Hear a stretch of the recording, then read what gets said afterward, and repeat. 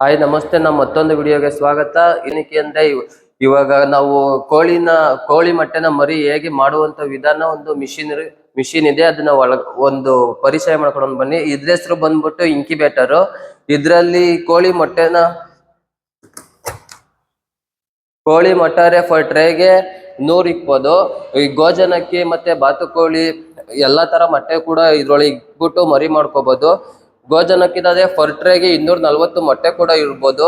ಇದನ್ನ ಹೇಗಪ್ಪ ಯೂಸ್ ಮಾಡೋದು ಅಂದ್ರೆ, ಇದು ಬಂದು ಪವರ್ ಬಟನ್ ಸಪ್ಲೈ, ಇದು ಬಂದು motor button supply. Automatically machine ಅಲ್ಲೇ ಟೆಂಪರೇಚರ್ ಸೆಟ್ಟಿಂಗ್ ಆಗಿ ಬಂದಿರುತ್ತೆ. ಇದ್ರೊಳಗಡೆ ನೋಡೋಣ ಅಂತ ಬಂದ್ರೆ, ಇದ್ರೊಳಗಡೆ ಒಂದು ಮೋಟ್ರು ಕೂಡ, ಹೀಟಿಂಗ್ ಮೋಟ್ರು ಕೂಡ ಇರುತ್ತದೆ.